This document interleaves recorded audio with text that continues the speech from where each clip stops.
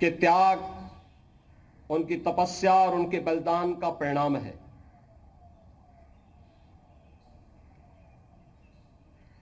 यह सच है कि अंतर्विरोधों और षड्यंत्रों के कारण देश गुलाम हुआ, लेकिन हमारे देश ने मनोमस्तिष्क से कभी भी इस गुलामी को स्वीकार नहीं किया। देश के अलग अलग क्षेत्रों में इस गुलामी के खिलाफ अलग अलग समय में संघर्ष और आंदोलन हुए।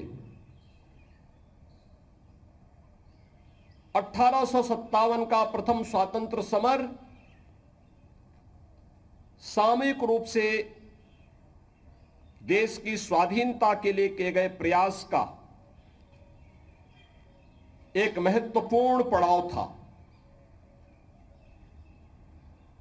जब बैरकपुर में शहीद मंगल पांडे के नेतृत्व में, झांसी में झांसी की रानी लक्ष्मीबाई के नेतृत्व में, मेरठ में धन सिंह कोतवाल के नेतृत्व में,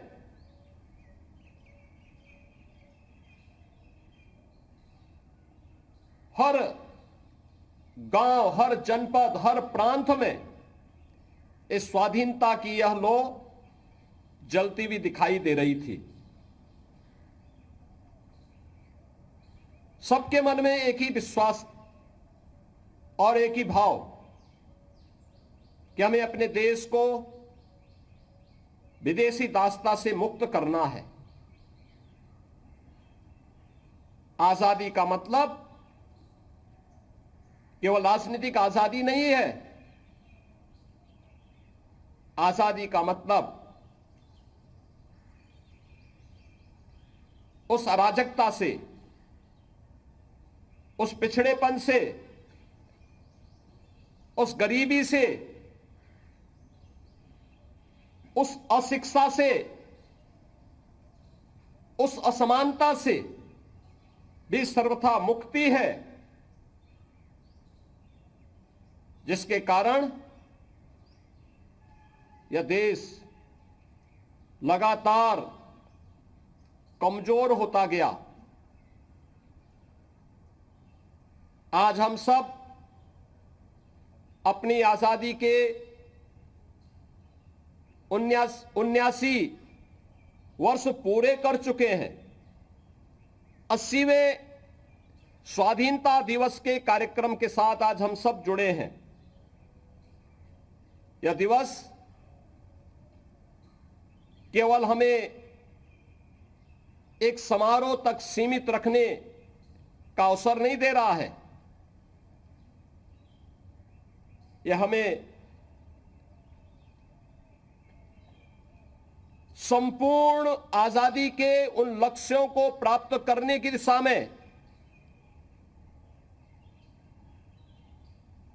किए जाने वाले उन प्रयासों में एक नागरिक के रूप में अपने कर्तव्यों के निर्वहन करने के लिए भी एक नई प्रेरणा प्रदान कर रही है।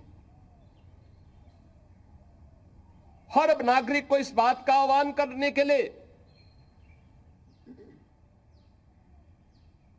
कि देश की इस आजादी को लंबे समय तक अगर हमें बनाए रखना है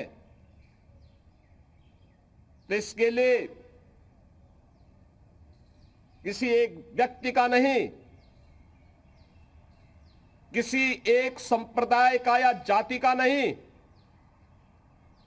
बल्कि पूरे भारत के 140 करोड़ लोगों को सामूहिक रूप से इस प्रयास को आगे बढ़ाने में अपने अपने क्षेत्र में समान रूप से योगदान देना होगा।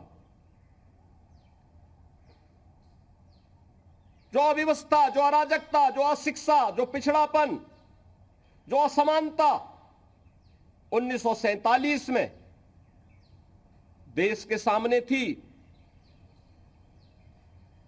पिछले 8 दशक में उनमें से बहुत सारी समस्याओं का समाधान हुआ है, बहुत सारी समस्याओं के समाधान का रास्ता निकला है। आज उसी का परिणाम है पूरे देश के अंदर बहुआयामी गरीबी से 25 करोड़ लोग मुक्त हुए हैं। शिक्षा का दायरा बढ़ा है। बिना भेदभाव के शासन की योजना का लाभ समाज के प्रत्येक तबके को मिलना प्रारंभ हुआ है। विश्व स्तरीय अवस्थापना सुविधाओं का विकास हुआ है। हर व्यक्ति के जीवन को सहज और सरल बनाने के लिए किए जाने वाले उन परिवर्तनों में आज उसके परिणाम हमें दिखाई देते हैं।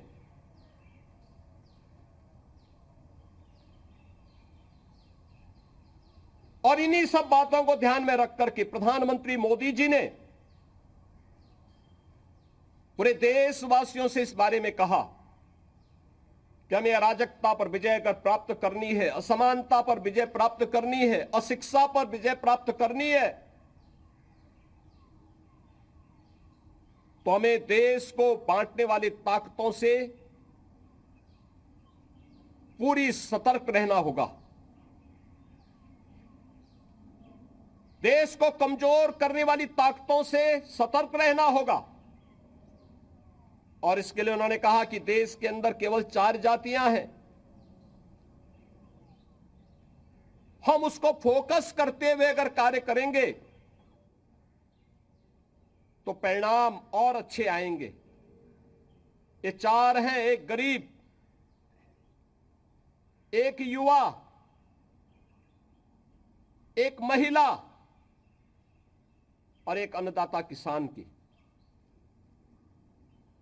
पिछले 12 वर्ष में देश के अंदर इन चारों तबकों को ध्यान में रख करके शासन की योजनाएं बनी। उन योजनाओं को जमीनी धरातल पर उतारने के लिए उस प्रकार का एक कार्य योजना को जमीनी धरातल पर उतारने के लिए सरकार की इच्छा शक्ति दिखाई दी। और उसी का परिणाम था कि 25 करोड़ से अधिक लोग इस बहुआयामी गरीबी से उभरे हैं।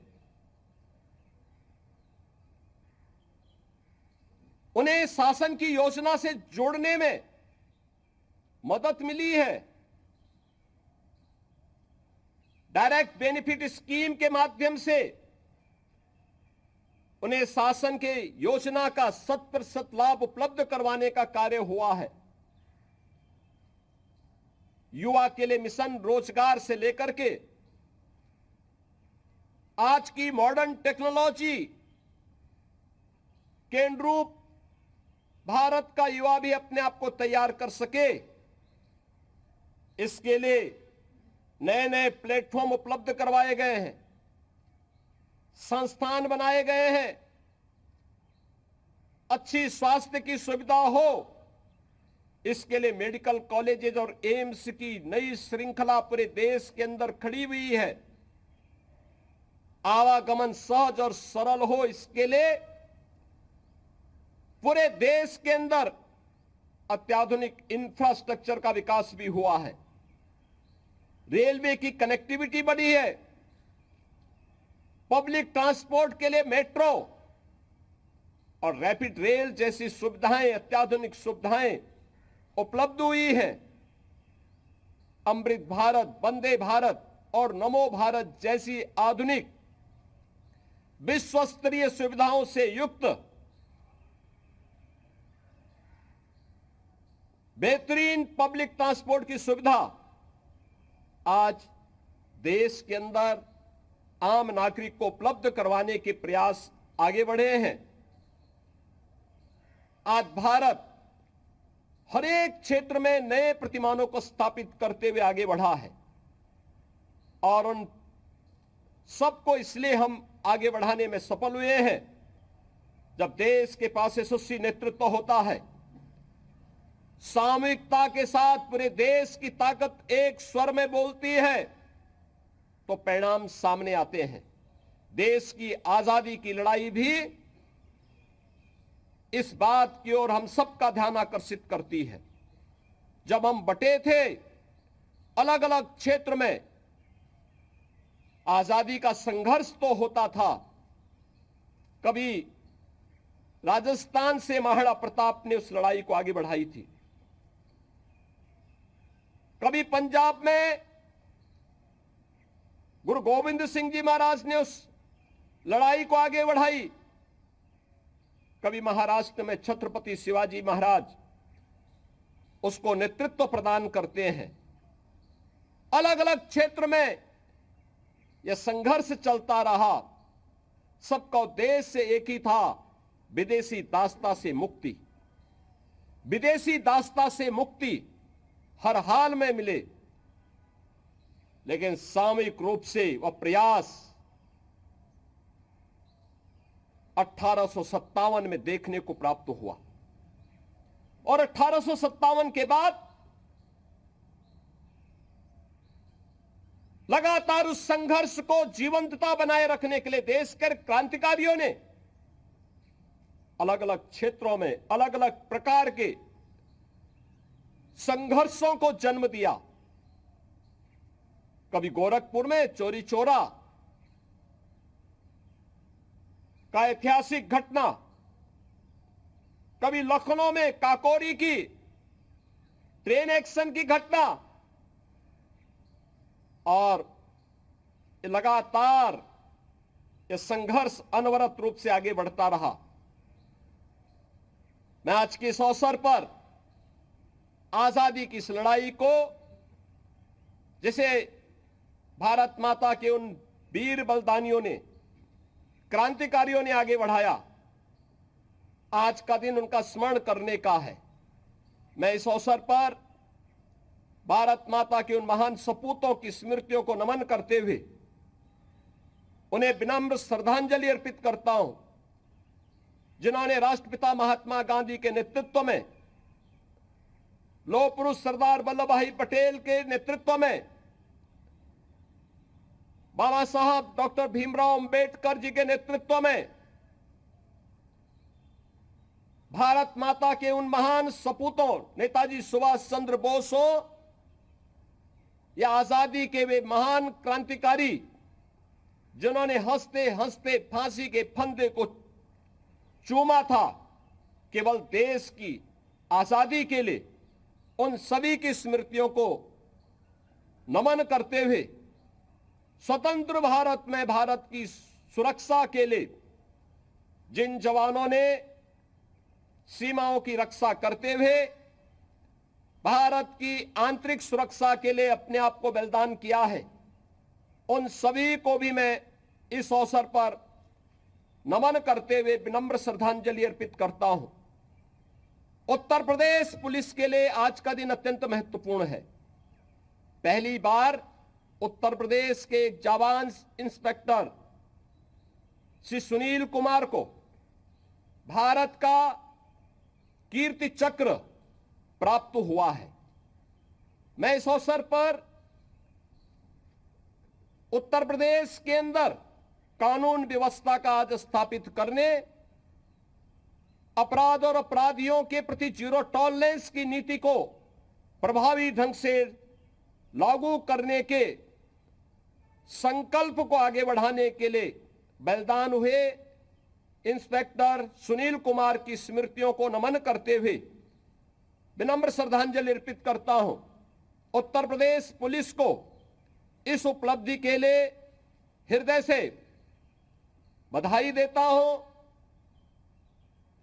राष्ट्रपति के वीरता के पुरस्कार उत्तर प्रदेश के तमाम अधिकारियों और कार्मिकों को प्राप्त हुए हैं, उन सबको भी मैं बधाई देता हूं।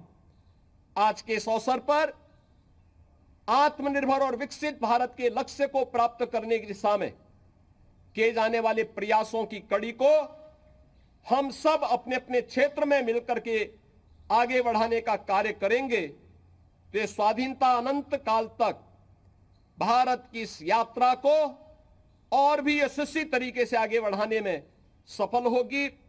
एक बार फिर से देश की स्वाधीनता दिवस के अवसर पर मैं आप सभी को, पूरे प्रदेशवासियों को इस दिवस की हृदय से बधाई और मंगल में शुभकामनाएं देते हुए अपनी वाणी को विराम देता हूं। धन्यवाद। जय हिंद।